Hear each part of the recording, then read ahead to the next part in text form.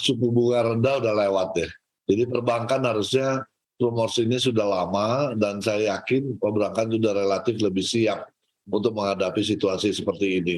Memang yang kita jaga adalah jangan terlalu shock juga kecepatan naikannya. Tapi antisipasi untuk hal ini saya yakin sudah teman-teman di perbankan di industri sudah siap untuk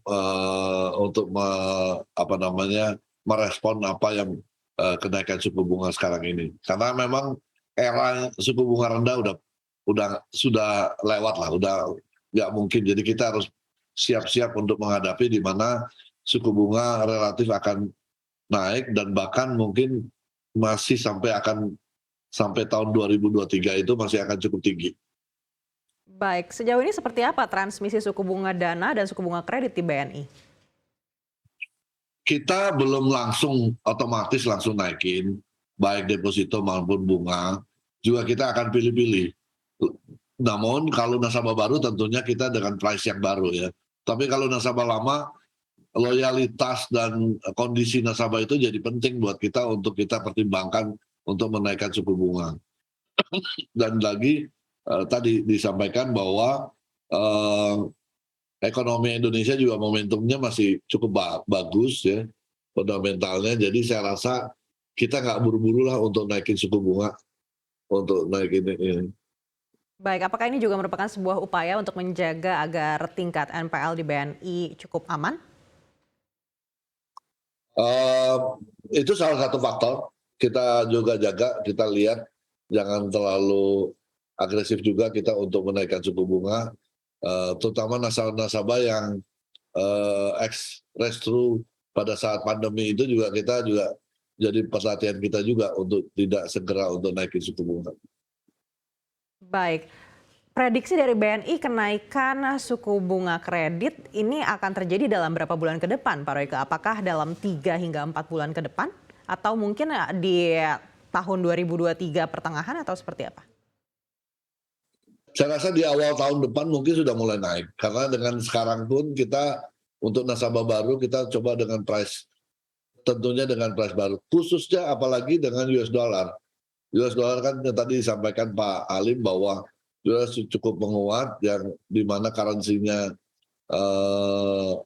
kita juga bukan mata uang kita, jadi kita juga harus protect supaya tidak terjadi gejolak juga di US dollar ini. Jadi kalau rupiah saya rasa kita rupiah dan dolar mungkin di kredit mungkin di awal tahun depan lah. Di semester 1 mungkin kita udah mulai. Tadi Bapak sampaikan BNI tidak terburu-buru sebenarnya untuk menaikkan suku bunga kreditnya. Namun secara sektoral, sektor mana di BNI yang kondisi NPL-nya lebih baik daripada sektor lainnya? Apakah ada kemungkinan sektor-sektor yang baik NPL-nya ini akan mengalami kenaikan suku bunga kredit lebih dulu? Enggak juga, kita nggak langsung melihat dari sektoral. Justru kita harus pendekatannya malah satu-satu nasabah itu harus kita lihat lagi gitu ya. Memang ada sektor-sektor tertentu, tapi kan kita juga mempertimbangkan kalau walaupun mereka punya apa namanya cukup bagus di sektor itu dengan loyalitas yang tinggi, apakah kita harus segera juga naikin suku bunga ya tidak. Gitu juga kita ada faktor-faktor loyalitas customer itu juga kita pertimbangkan bagaimana mereka dengan transaksi. Nah memang kalau nasabah yang sektornya bagus tapi bukan prime di kita, mungkin itu jadi pertimbangan untuk awal kita untuk naikin suku bunga. Karena itu pertimbangan paling penting karena itu loyalitas itu penting, prime atau tidak ini juga penting buat kita. Baik, kalau dilihat dari NPL-nya saja, sektor-sektor mana yang lebih aman dibandingkan sektor lainnya? Ya kalau kita lihat hampir semua komoditi andalan kita itu semua bagus lah. Nggak ada, saya rasa itu pemain-pemain di komoditi kecuali mungkin trader ya. Trader dengan leverage yang tinggi itu juga jadi yang harus kita hati-hati untuk ini. Tapi kalau mereka memang komoditi dan apa punya downstream yang bagus, saya rasa itu nggak ada isu buat kita. Gitu.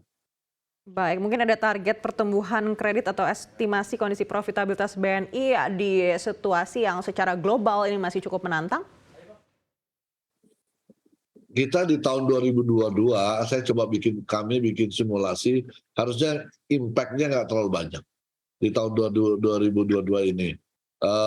Karena juga berbarengan kan pemerintah juga cukup cukup kuat dorongan untuk untuk memakai produksi dalam negeri. Saya lihat itu juga sangat membantu untuk perekonomian kita gitu. Jadi saya rasa dengan kondisi ekonomi yang sekarang di Indonesia, harusnya sampai akhir tahun ini harusnya tidak terlalu signifikan impact pertumbuhan kredit maupun di profitability dari perbankan.